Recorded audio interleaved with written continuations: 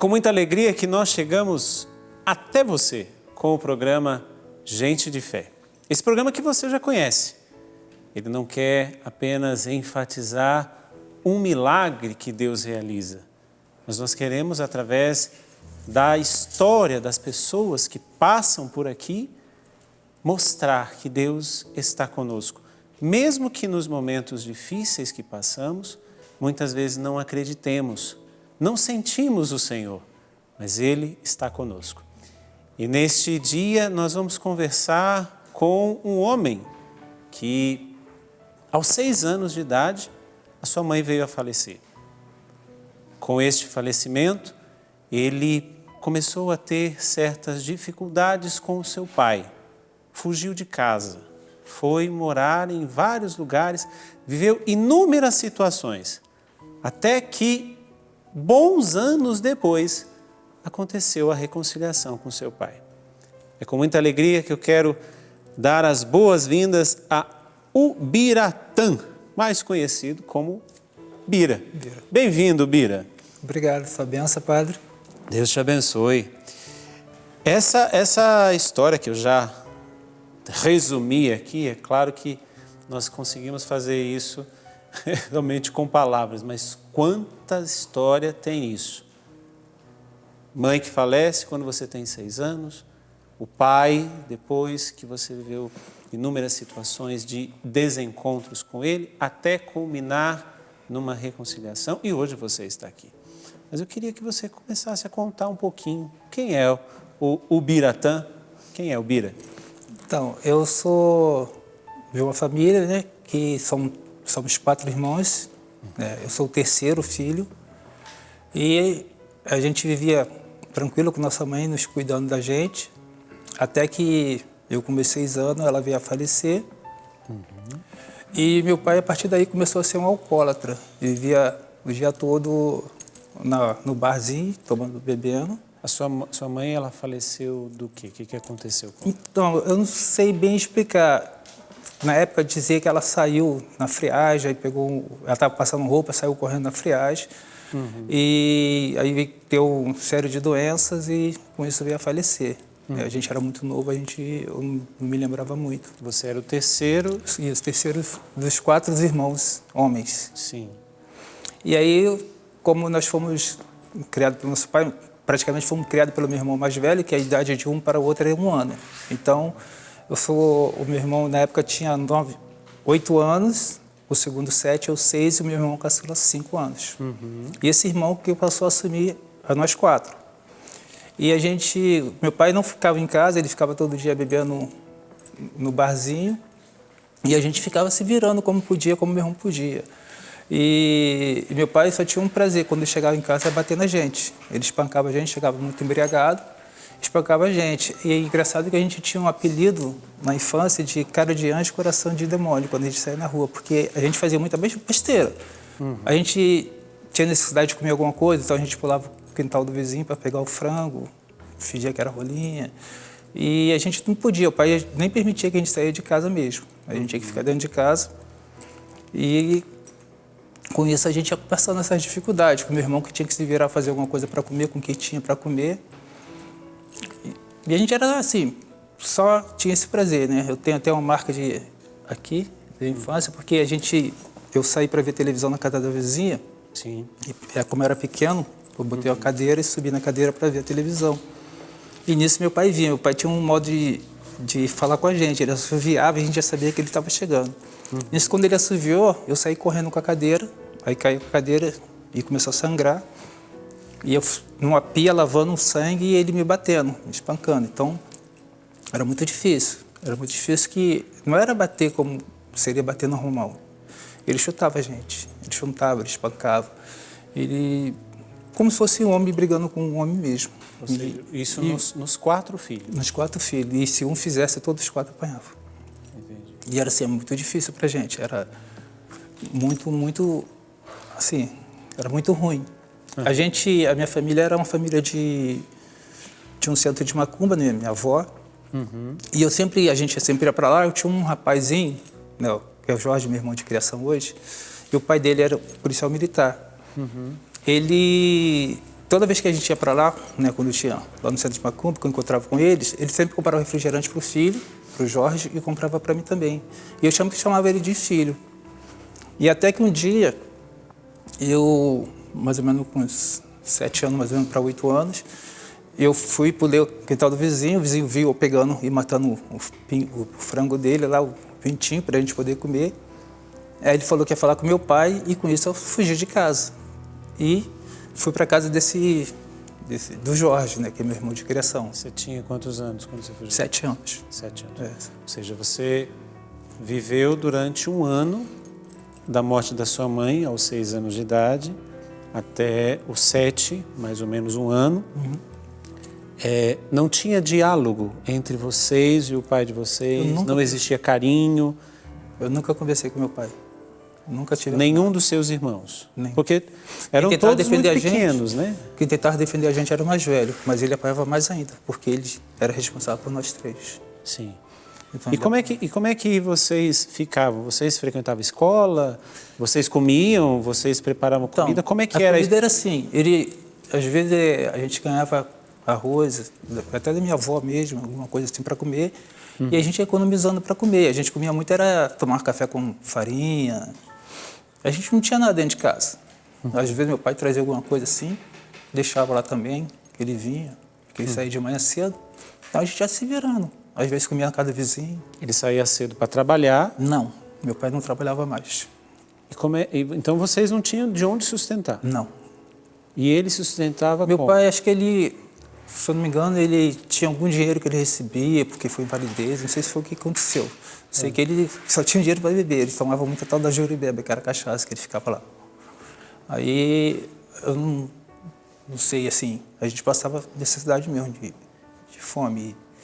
E, assim, a nossa avó, que ajudava a gente, porque nem a própria família queria a gente, justamente por essa questão desse apelido, né? Quando a gente chegava, a gente era meio bagunceiro, a gente não... Criança... Não tinha uma educação, né? Não tinha nada. Então, as pessoas não gostavam de ficar muito perto da gente. Aí foi feito assim. Aí eu fugi para essa casa. Chegando lá, esse tio de criação, né, chamava ele de tio, ele pediu a filha dele mais velha para ir até meu pai, porque ele era militar, da polícia militar. E chegando lá, ela falou com meu pai falou que era para eu sumir. Ela perguntou se eu tinha alguma roupa, alguma coisa minha para levar. Eu falei, não, ele aqui não tem nada. E realmente a gente não tinha nada. E aí fui morar com eles. Lá são 7 irmãs, mais uma... Seu pai tranquilamente deixou? Meu pai nem deixou. Nem se questionou? Não. Foi a última vez que eu tive contato com meu pai, né, nessa parte da infância. E aí eu fui morar nessa casa com eles, eram 7 irmãs, mais uma sobrinha que ele tinha de criação, e chegou mais eu. Então eu e meu irmão, a gente tinha que ajudar na família. Ela fazia bolinho de aipim, e perto ali, em Santa Cruz, né, no Rio de Janeiro, e tinha algumas fábricas, e a gente ia lá, eu e meu irmão, vender bolinho de aipim. Aí eu vendia aquele negócio todinho, e a gente brincava muito, eu e ele, de quem vendia mais rápido e quem vendia mais, né? Você e seu irmão? É. Até que um dia, tem uma praia, Sepetiba, no Rio de Janeiro, logo depois de Santa Cruz, que, como jovem, me deu a cabeça, era um domingo, saí para vender o bolinho de aipim. Eu já tinha 8 anos, por aí, 8 para 9 anos. E aí eu fui vender esse bolinho de aipim na praia de Sepetiba. Só que vendi rápido, com certeza. Só que o mar estava na minha frente. E ao deparar com o mar, eu quis dar um mergulho. Deixei o tabuleiro no chão, com dinheiro embaixo do coisa, e fui no mar. Só que quando eu voltei, não tinha nenhum tabuleiro, nenhum dinheiro. E aí eu fiquei com muito medo. Porque eu imaginava assim, meu pai ia fazer o que fazia comigo. Agora eu estava na casa de um pai de criação que ainda era policial militar. E aí eu fugi, não quis voltar para casa. Mas esse pai de criação seu, ele trazia algum traço Não. do seu pai? Não. Mas porque você... Medo. Medo de viver a mesma situação? Medo. Eu fui muito espancado. Durante um ano que eu estive lá, mais ou menos um ano e pouco, eu tinha muito medo de apanhar. Nesse tempo que você ficou nesta casa, você não foi espancado? Nunca. Nunca foi? Só carinho. Só carinho. E mesmo assim, você Fugiu. com medo, Com 8 porque anos de idade, fugiu. como é que eu ia justificar que aquele dinheiro sumiu, aquele bolinho sumiu? Não tinha. Como é que eu ia falar? Né? Então, meu medo era de eu chegar em casa agora, eu vou levar tudo de novo, vai voltar a minha vida como era antes. E aí eu preferi sumir de casa, morar na rua. Com 8 anos de idade. Nessa época, você tinha já, sei lá, ouvido falar em Deus? Você sabia quem era Deus? Alguma coisa assim? Nesta época dos 8 anos, não. Lá no centro de Macumba, eles falavam, mas de um modo diferente. Não era o Deus que eu conheço hoje. Você frequentava o centro de Macumba? Meus pais também? eram de lá. Sim. Toda a minha família eram de lá. Esse pai de criação, ele era de lá. Então você criou-se, digamos assim, você cresceu nesse meio. Isso. Aí depois você foi para essa casa. Isso. Aí nessa casa foi o que aconteceu. Fui sair para vender esse bolinho, aí perdi, aí fui para a rua. E você foi para onde? Eu fiquei andando todo o centro de Santa Cruz. Eu fiquei andando em Copacabana, tinha uma construção de um prédio. A gente dormia ali.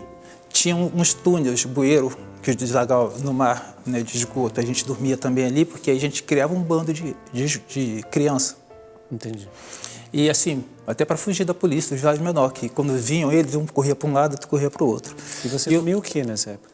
A gente comia, pedia na rua, a gente saía pedindo mesmo, pedindo as coisas na rua quando tinha alguma coisa ou outra. Tinha um lugar também que eu gostava de dormir, tem uma estação ferroviária em Piedade, que na parte de cima a gente subia pela parede, na parte de cima tinha um vão assim, onde o pessoal guardava o jornal, e a gente dormia sempre assim em bando, porque quando era muito frio, principalmente, a gente ficava muito junto, colado. Então assim, muita gente fumava, cheirava, e eu tinha muito medo. Graças a Deus, nessa época eu nunca me envolvi com droga nem nada. Eu era oferecido, às vezes até forçado, o jovem a beber, a cheirar, principalmente cola naquela época. Acho que Deus ele já vinha me protegendo, porque nada disso precisou acontecer comigo. E às vezes a gente tinha que estar brigando com o outro para se defender. Então a gente escolheu um grupo para se defender, para nada de ver. E quando tinha os maiores que gostavam de pegar a gente para fazer essas coisas, né? E aí eu fui criando. Durante os 8 anos até mais ou menos 11 anos de idade, eu fiquei morando na rua. Eu conseguia fugir para um lado, fugir para o outro, sempre dava sorte de conseguir escapar. Nesse período, teve uma época que eu estava na estação de trem, tinha desmaiado, porque eu estava com fome. Já tinha mais ou menos 4 dias, 5 dias que eu não tinha conseguido nada para comer suficiente. E eu desmaiei. Estava na estação de trem desmaiado no chão. E quando eu acordo, era um outro garoto de rua que me acordou e me deu um biscoito. Aí, quando eu fui olhar para o meu corpo, estava totalmente urinado, meu urinário em cima de mim, estava todo cuspido, todo mundo, muito sujo. Ou seja, você dormindo não viu nada? Não. Você desmaiado não viu nada? E aí foi a primeira vez que veio um ódio muito grande do meu pai. Porque eu imaginei que jamais poderia passar por isso. E eu via as pessoas falando de pai, mas eu nunca imaginava que a minha vida poderia ter acontecido isso. E eu estava desmaiado, e aí ele virou para mim e falou assim: em Madureira tem doação de sangue, tem várias casas de doação de sangue. Eu vou lá sempre, toda semana, doar sangue, que eles dão dinheiro para a gente e ainda dão um lanche. Depois que doam sangue, dão dinheiro para a gente. E aí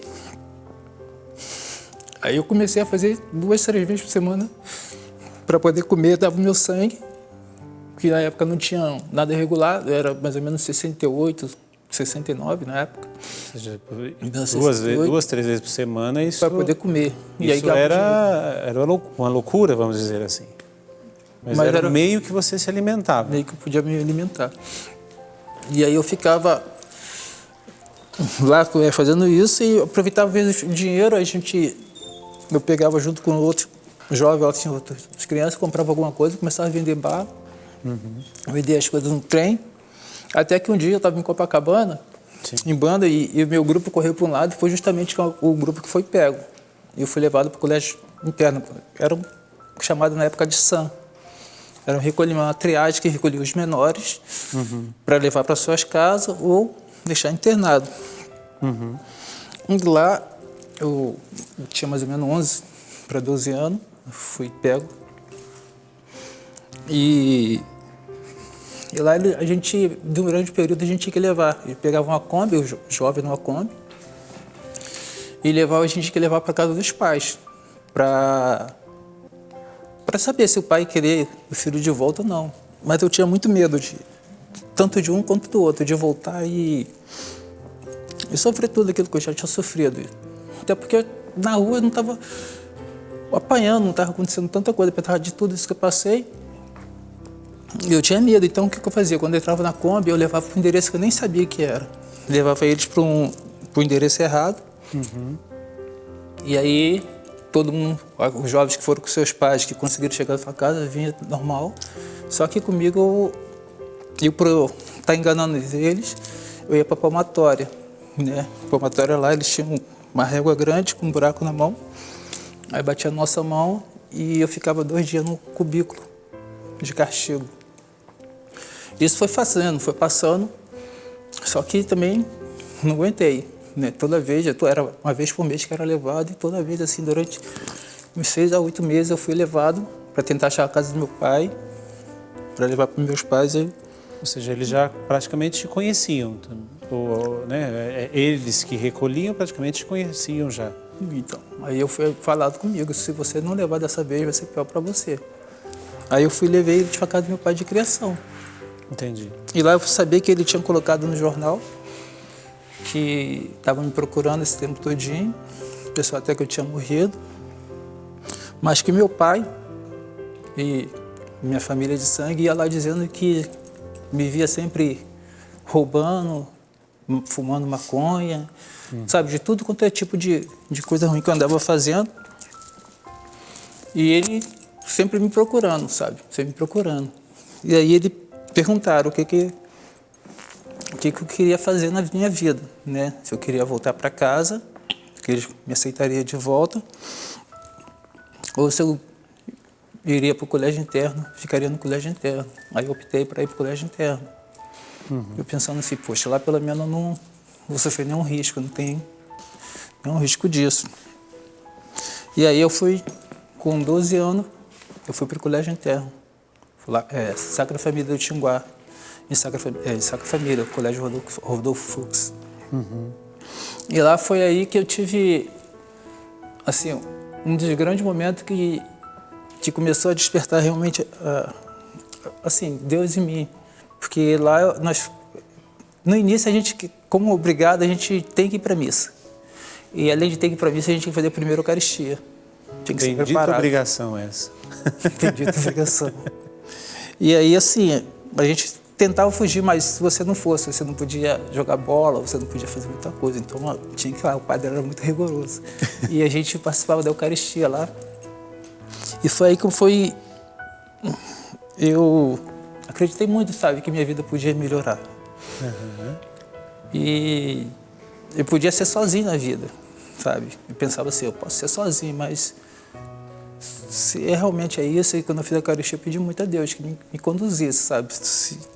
Porque não é possível que a gente não teria um rumo de certo nas vidas. Ou seja, Deus entrou na tua vida de uma tal forma que você até começou a conversar com Ele e pedir. Né?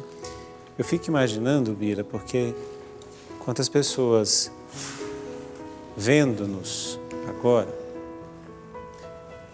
não estão se encontrando com a sua história. Porque, infelizmente, nós vivemos num mundo atual, claro, que nos deparamos com a crise do homem, a crise do pai, né? Em que os pais deixaram de ser pais. Mas há um tempo atrás, há alguns anos atrás, como você disse ali, 60, 70, uns 30, 40 anos atrás, grande parte dos homens, eles tinham essa característica agressiva, machista, alcoólatra, enfim. Então, quantas pessoas estão assistindo, estão se encontrando também na sua história? Como é que foi o teu relacionamento com o teu pai? Como é que foi essa experiência que você, que agora nos assiste, viveu com o seu pai. Você está ouvindo a história do Bira, mas como é que foi a sua história com o seu pai? E você, pai, que está também me vendo agora, nos assistindo agora. Como é que você está sendo para o seu filho? Olha onde o Bira chegou, né? Fugir, medo, ódio, né? Como você disse. Por que você não teve uma figura de um pai que poderia conversar, poderia te passar segurança, poderia abraçar, enfim, todas essas coisas? Mas bendita a hora em que você encontrou o verdadeiro pai, o Pai do céu. Amém. Eu tinha uma catequista, né, da primeira Eucaristia, e ela me acompanhava muito, né? E assim, eu era muito rebelde também, na época, assim. E ela começava a conversar comigo, falando que eu tinha que acreditar em alguma coisa, eu tinha que me se ligar em alguma coisa. E uma coisa que ela, né, ela falou, que ela se ligava muito, que ela se prendia muito em Deus. Nessa época você tinha mais ou menos quantos anos? Ah, eu já tinha uns 14 para 15 anos. Quando eu fiz a primeira Eucaristia, eu tinha 15 anos. Uhum. E ela falou que se eu me colocar assim, Deus consegue mudar muito a nossa vida, né? E aí eu comecei a tomar conta lá, a trabalhar no colégio interno, eu já era infanto, né? Então eu tomava conta de alojamento dos menores, eu já estava fazendo tudo isso. E aí eu já estava indo bem, sabe? E pensava até de visitar meus pais de criação, dar saudade deles. Meu pai biológico, você nem sabia nada dele. E nem queria nessa época. Eu vou falar o termo que eu pensava na época, não é que eu penso hoje. Eu não tinha pai. Entendi. Eu nunca tive pai. Eu tinha uma pessoa que eu odiava muito. E assim, eu pensava no meu pai de criação. E aí foi que um dia lá chuvoso, no colégio interno, me chamam lá na secretaria do internato. Eu estava até tomando conta na cozinha do pessoal. E era meu pai de criação com minha mãe de criação. Eu chamava de tio Geraldo e tia Nila. Eles estavam lá e eu fiquei contente porque eles foram me visitar. Mas a visita deles foi porque o meu pai, né, foi até eles, na casa deles, falando que eu tinha fugido do colégio interno e tinha formado um bando de assaltantes. Estava sendo dono de boca de fumo.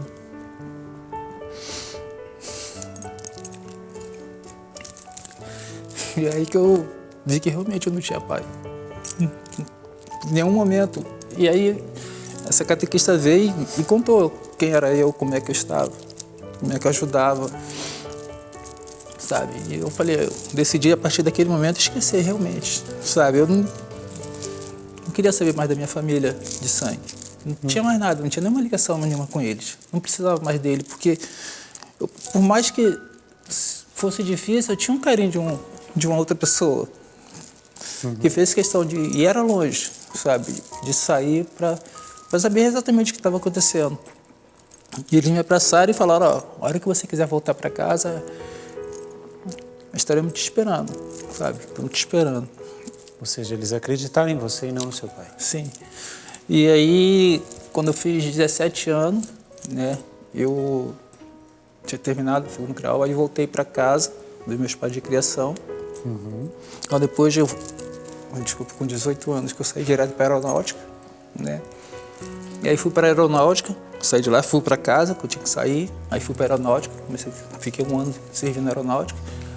E aí, durante esse tempo, né, que eu fui começar a saber dos meus irmãos, que eu voltei para Santa Cruz, e cada um foi criado, os outros três, cada um foi criado com uma família diferente. Nesse tempo todinho, de quando você fugiu até os seus 18 anos, Eu não tinha nada você não tinha tido contato com ninguém. Nenhum dos meus irmãos. Nós vamos já caminhar para o final desse bloco, que daqui a pouco nós vamos voltar contando todo o desfecho dessa história. Mas eu deixo a pergunta para você. Você que está me vendo agora, como é que foi o teu relacionamento com seu pai? Você, homem, você, mulher, como é que foi, como é que é o teu relacionamento com teu pai? Como eu disse, nós vivemos nos nossos tempos a crise do pai. E nós precisamos ter essa referência. Quando essa referência ela não é marcada, acontece como aconteceu com o Bira e pode acontecer coisas ainda piores. Mas agora eu chamo a atenção de você, pai. Como é o seu relacionamento com o seu filho? Ele está próximo de você? Ele está no seu coração? Você está no coração dele? Nós vamos para um rápido intervalo, mas eu peço que você pense nesse rápido intervalo como é o seu relacionamento com seu pai e, se você é pai, como você está sendo. Não saia daí, nós voltamos daqui a pouco. É muito bom estar de volta com você no programa Gente de Fé. Nós hoje estamos ouvindo o testemunho do Ubiratã, do Bira. Este homem do Rio de Janeiro, carioca, que aos 6 anos de idade perdeu a sua mãe veio a falecer. Com isso, ocasionou uma situação muito conflituosa em relação ao seu pai, que era alcoólatra. Foge de casa, vive inúmeras situações sem saber nada dos seus irmãos, nem do seu pai, até chegar o momento em que precisava de um encontro com o verdadeiro Pai, Deus. E Deus entrou na sua história e Deus começou a conduzi-lo. Até que chegou o momento, Bira, em que a própria providência de Deus, mesmo que fosse nesses quase últimos dias ou últimos momentos, a providência de Deus levou você ao seu pai verdadeiro, seu pai biológico.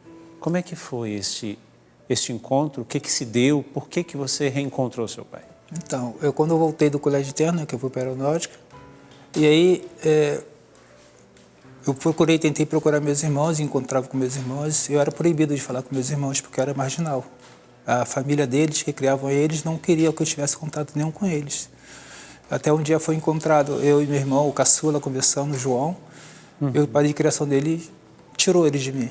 Falou que não quero ele envolvendo com gente que, tipo, da minha qualidade. Ou seja, tinha esse 19 boato, essa anos. calúnia de que você Sim. era um marginal. Sim, eu tinha 19 anos, já tinha saído da aeronáutica e tinha passado já para trabalhar na usina nuclear. Que com 19 anos fui trabalhar na usina nuclear. Nisso você estava morando onde? Então, eu já estava em Santa Cruz, voltando para a família, né, para essa família de criação. Família de criação, a outra eu deixei de lado, não tinha mais a outra família no meu pensamento. Sim. Eu não queria saber de ninguém, até porque dele só tinha essa fama. E a família que me acolheu, as minhas irmãs que me acolheram. E aí eu consegui passar para trabalhar na usina nuclear, comecei a trabalhar lá nessa usina. E quando foi em 83, né, eu estava trabalhando, recebi a ligação da minha avó, que meu pai estava muito doente. A sua avó, mãe dele?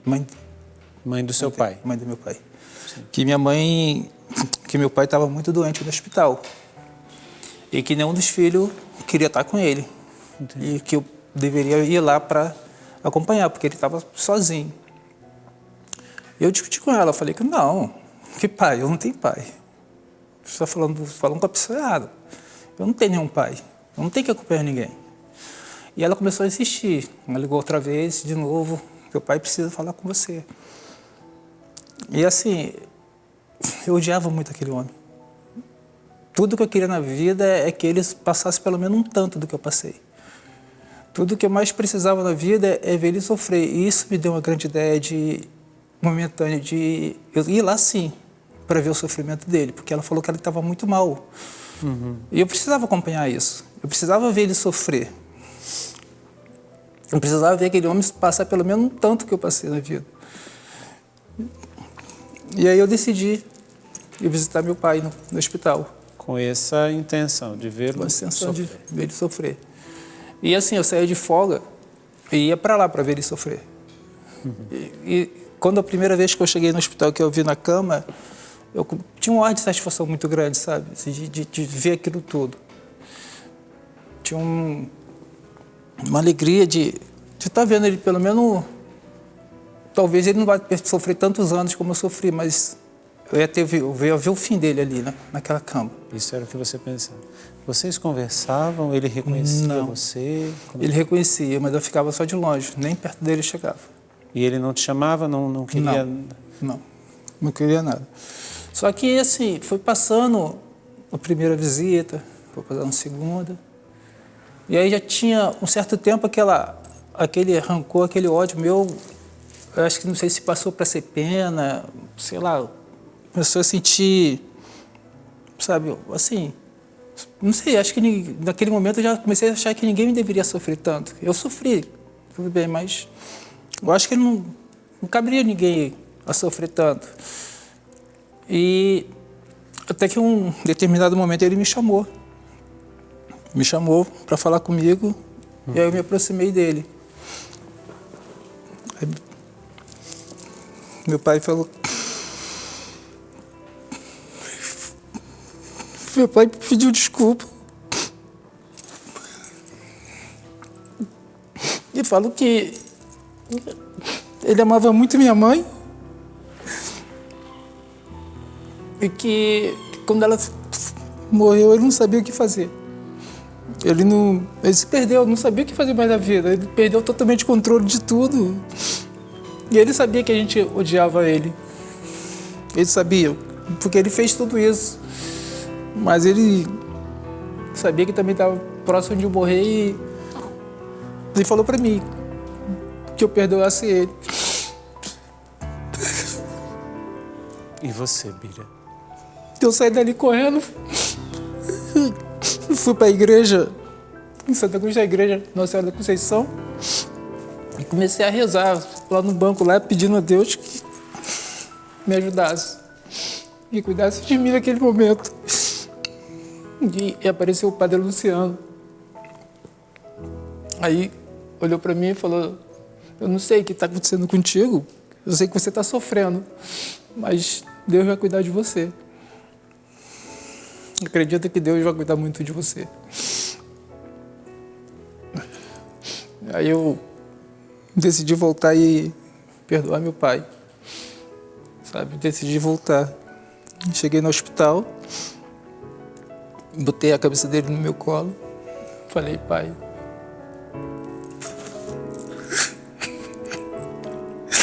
eu te perdoo. E meu pai naquele momento só olhou pra mim e morreu. Não tive oportunidade de nunca conversar com meu pai. Nunca tive oportunidade de ter um pai. Só tive ódio durante todo o tempo. Mas naquele momento ali, eu senti a mão de Deus em mim. Porque todo o ódio meu foi embora junto com meu pai. Eu queria muito que meu pai participasse da minha família hoje. Eu queria ter apresentado meu pai à minha esposa, a meus filhos, a minha neta. Mas não tive essa oportunidade, sabe? De ter meu pai do meu lado. De ter um pai como todo mundo tem. Mas eu tinha certeza que Deus estava cuidando de mim. E daquele dia em diante, eu decidi que eu não ia odiar mais ninguém. Todo o ódio que eu tinha foi junto com meu pai. Que eu deveria me dedicar e cuidar das pessoas, e amar as pessoas, e levar Deus para as pessoas. Porque é muito difícil quando você tem ódio. Quando você se sente vazio, sem ninguém para te cuidar.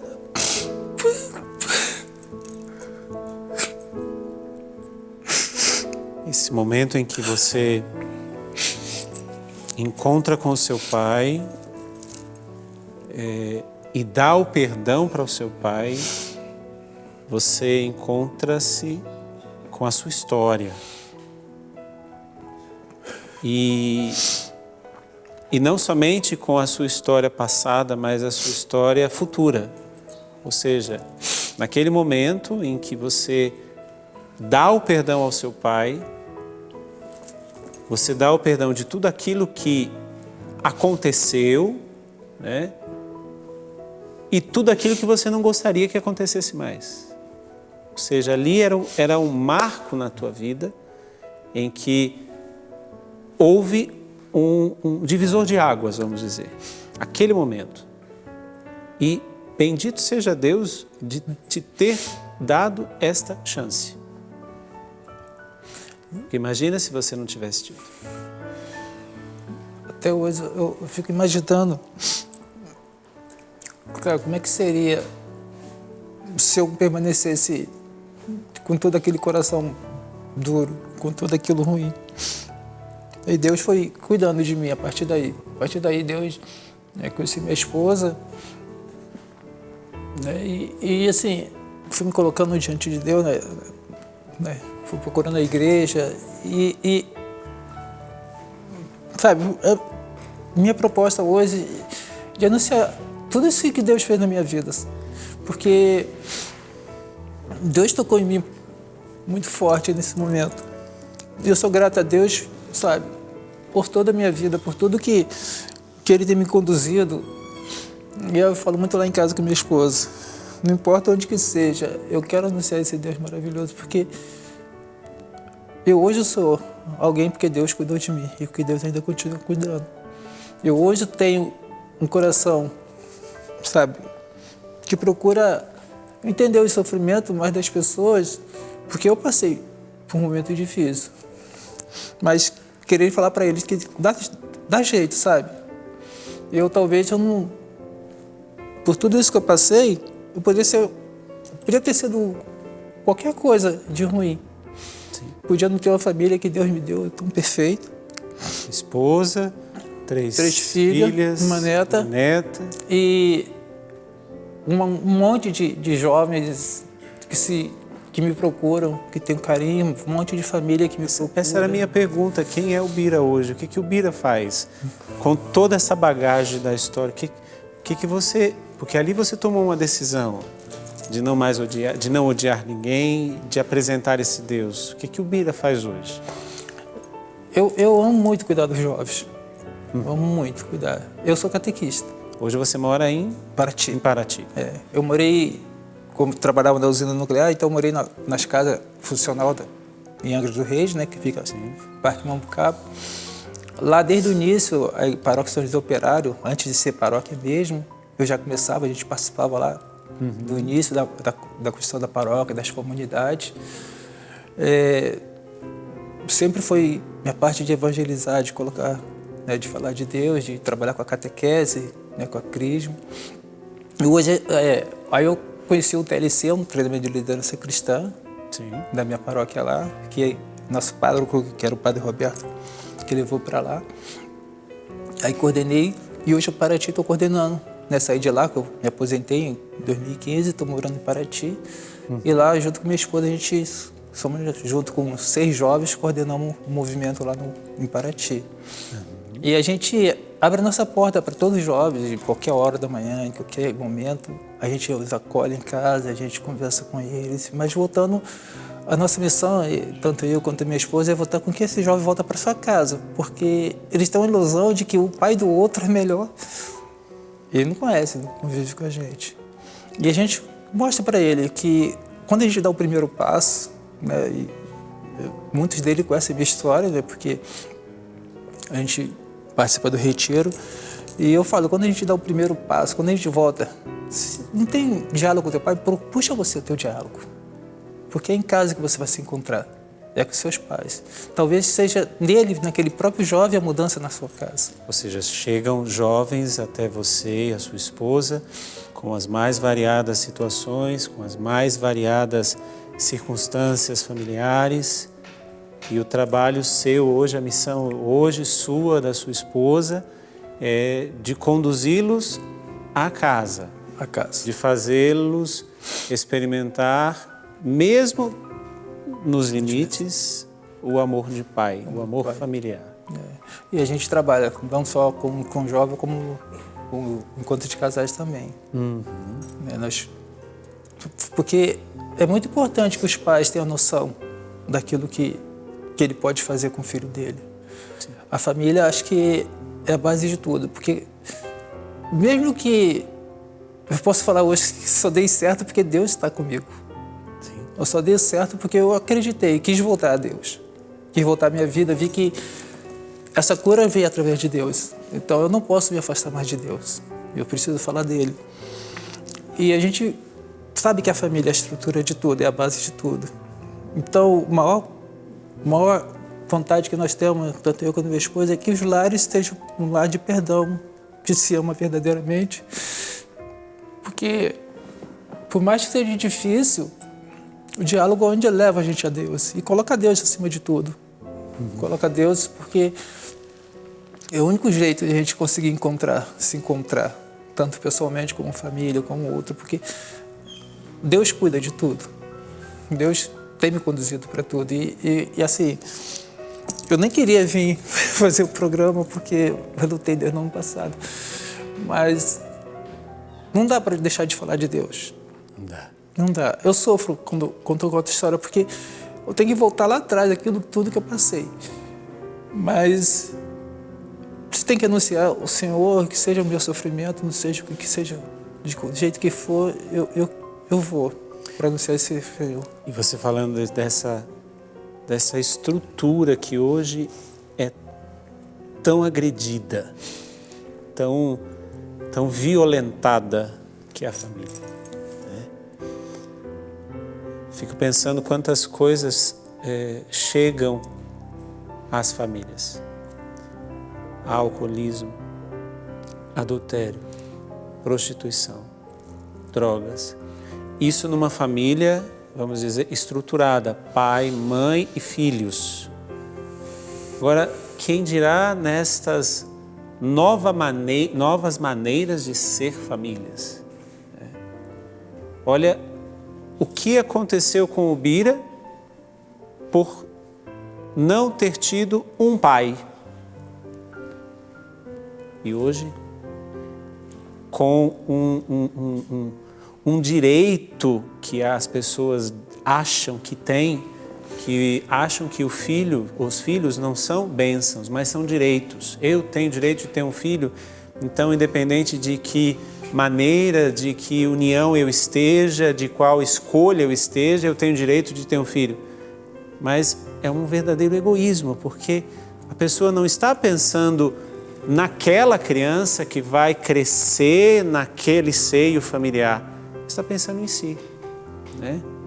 Então, o seu testemunho, Bira, por mais como você disse, dói, né? Como você se emocionou várias vezes, o apresentador teve que segurar também para não se emocionar também, porque é uma história muito forte.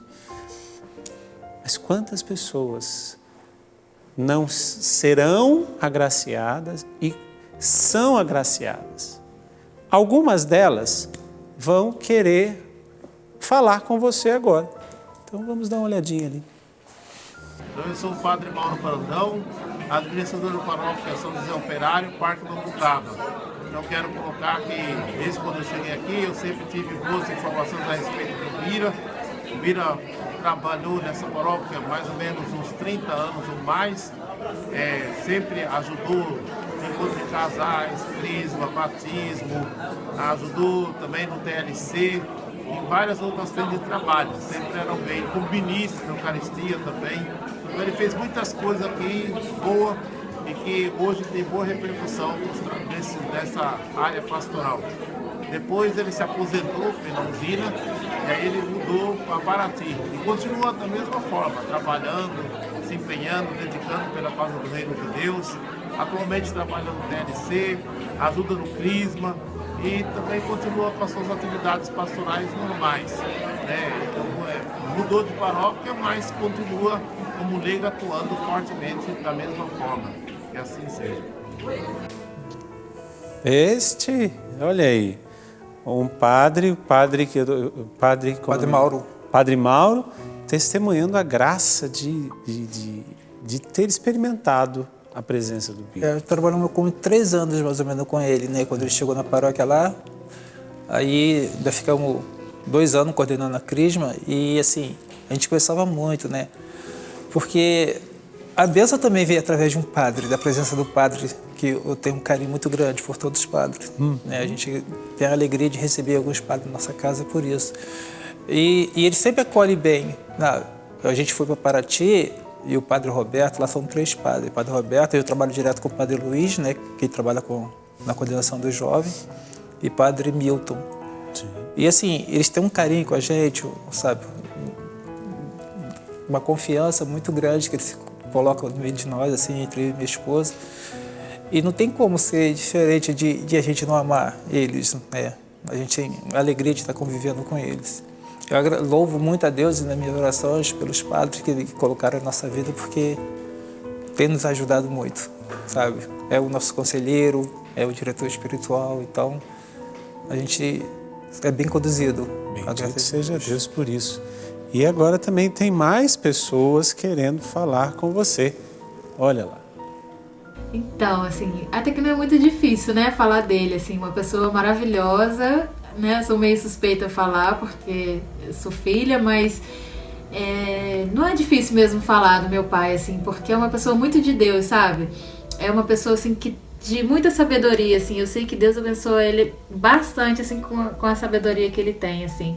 E eu queria dizer um pouco, assim, que tudo que a gente precisa, assim, nós somos 3 meninas, né? E tudo que a gente precisa, assim, meu pai tá sempre junto, sabe? Sempre nos apoiando, assim, nos ensinando. A vida dele não foi muito fácil, assim, e eu sei que foi muito de Deus isso, porque foi um aprendizado que ele teve durante toda essa vida dele, e ele pôde passar um pouco pra gente. E tudo que ele passou pra gente, assim, até hoje, assim, é lindo, assim, tudo que ele viveu, sabe? E eu queria dizer que eu amo demais o meu pai, eu admiro demais o homem que ele é, sabe? O esposo que ele é, o vô que ele é maravilhoso, né? E essa pessoa, assim, que cuida mesmo, cuida da obra de Deus, sabe? Com diligência, assim, né? Bem preocupado com as coisas. E é lindo, assim, o que ele faz, assim. Então, pai, eu te amo muito, muito mesmo. Parabéns pelo homem maravilhoso que você é, meu herói.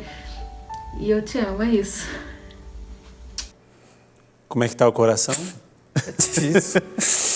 Porque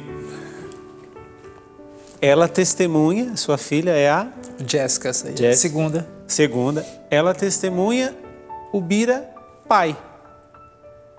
Não mais o Bira filho, o Bira caluniado como marginal, mas agora o Bira pai. Né? Como é que é ser pai? Dentro dessa tua história, desse teu contexto. Sabe, Deus confia na gente uma coisa de a gente poder dar uma criação, dar uma vida. E essa vida ela tem que ser cuidada. Eu sou um pai antiquadro, né? Como eu disse lá em casa, eu sempre falo para minhas filhas quando a gente vai brigar, vocês deram azar de ter eu como pai, porque eu me espelho muito na minha igreja. A minha igreja, ela é fiel àquilo que é a palavra de Deus. E eu quero ser para vocês bênção, não quero ser para vocês um pai muito legal. Não quero ser para vocês um pai de qualquer jeito. Eu quero ser um pai que esteja presente. E às vezes eu falo muito não. Muito, sabe? E sempre coloquei para elas, não importa onde que a gente esteja, o que vai nos unir é Deus. Pela dificuldade, por tudo. Porque é difícil realmente ser pai. Mas acho que lá em casa nós temos o diálogo. Temos a oração. A gente não deixa passar, a gente conversa. Tem um momento de silêncio, de a gente se perdoar, de escutar. Então, eu falei para ela, tem momento que dá vontade de botar de castigo, mas tem momento que você tem que abraçar. E tem que abraçar. É muito ruim, mas é muito dádiva de Deus. Como é que tá o coração? Tá bem? Dá para aguentar mais um? Vamos dar uma olhadinha em mais um lá. Testemunho que eu tenho contado do meu pai é isso, que Deus sempre, a todo momento, botava alguém no caminho dele para poder, tirar, né? Ele teve toda a chance de fazer tudo errado e Deus estava sempre ali botando alguém como instrumento para guiar ele no caminho certo. Esse é o meu testemunho do meu pai. Vou dizer que eu sou muito grata a Deus por isso, porque ele sabe a família que ele criou e a gente ama muito ele. E é isso. Esse é o meu testemunho que eu tenho do meu pai, porque o resto a maioria das pessoas já conhecem, né? Conhecem o Bira. O Bira brincalhão, o Bira da igreja, o Bira que ama os jovens e que adora estar na igreja e prestar serviço a Deus. E é isso. Te amo, meu pai. Segura, só respira um pouquinho, segura a emoção. Dá para ir mais um? Vamos lá. Meu nome é Jaine, eu sou a caçulinha da Bira. E falar da história do meu pai me faz recordar as noites que acabavam a luz, a gente se reunia em família e começava a contar histórias, começava a brincar, e meu pai sempre contava pra gente um pouco da vida dele. Depois eu consigo perceber, também ensinada por ele, que Deus sempre esteve presente em toda a sua trajetória. E mais bonito ainda de ver a glória de Deus quando a gente começa a buscar o reino dos céus. Eu e minhas irmãs, a gente sempre foi muito educada, né, na fé cristã. Meu pai sempre teve essa preocupação com a gente. E, além disso, ele é um pai incrível. Essas são as 3 filhas. Quais são os nomes delas? Jéssica foi a primeira, Jéssica a mais velha foi a Joyce, a segunda, e a Jaine, que é a terceira, a Silvana. Jaine, que é a terceira. E tem a netinha, né, que Tem a você netinha. disse. A netinha é filha Da Joyce, a mais da velha. Joyce. Qual é o nome da neta? Laís. E tudo isso você não fez sozinho. Não. Tem algum Tá escrito no Gênesis, né? E Deus dará um auxílio necessário. Qual é o seu auxílio necessário, então? Vou falar um pouco de nós como casal. No início, a minha vida e a dele não foi muito fácil, né? Mas Deus tem sempre um propósito pra gente. Hoje, a pessoa de Deus como ele é, Deus sempre coloca anjos na nossa frente. E foi o que aconteceu comigo e ele. Deus colocou um anjo na nossa frente e hoje nós estamos aqui na igreja. Ele é uma pessoa muito dedicada, ele é uma pessoa fiel a Deus, buscando sempre. Ele como pai é um pai excelente, um pai maravilhoso. Ensinou as filhas e ensina até hoje as filhas na fé, né? Buscar primeiramente Deus. E ele é um marido excelente, um marido amigo, um marido companheiro, um marido de fé, e me ajuda eu crescer também, né, na fé. E a gente vai levando a nossa vida, né, diante de Deus. Ele é uma pessoa maravilhosa. Eu só tenho que agradecer a Deus pela pessoa de fé que ele é hoje. Senhor Bira. Uma mãe que falece quando você tem 6 anos de idade. Toda a experiência que você viveu com seu pai. As consequências disso. Mas hoje poder ouvir o testemunho de tantas pessoas que tocam na sua história, tocam na sua vida e dizem: Deus existe. Quero agradecer muito você por ter vindo, por ter partilhado um pouquinho da sua história. Claro que em 1 hora nós não conseguimos falar tudo o que poderíamos dizer, mas agora eu quero falar com você que está aí do outro lado. Será que tudo aquilo que te aconteceu, como você tem transformado a sua vida numa grande bênção? O Bira teria todas as oportunidades para ser hoje qualquer coisa menos um bom pai, um bom marido, um bom vô. Teria todas as oportunidades, todas as chances para isso pela sua história. Mas ele com Deus conseguiu transformar tudo isso em bênção e graça, ao ponto de pessoas dizerem que quando se relacionam, quando fazem a experiência com Bira, tocam em Deus. Eu deixo essa pergunta para você. Não é olhar para trás e tudo o que aconteceu e dizer, coitadinho de mim. É olhar para frente e dizer, com Deus, o que eu posso fazer? Fica aí essa pergunta e eu te encontro aqui na próxima semana. Bira, que Deus te abençoe. Muito obrigado por ter vindo. Obrigado. Deus te abençoe.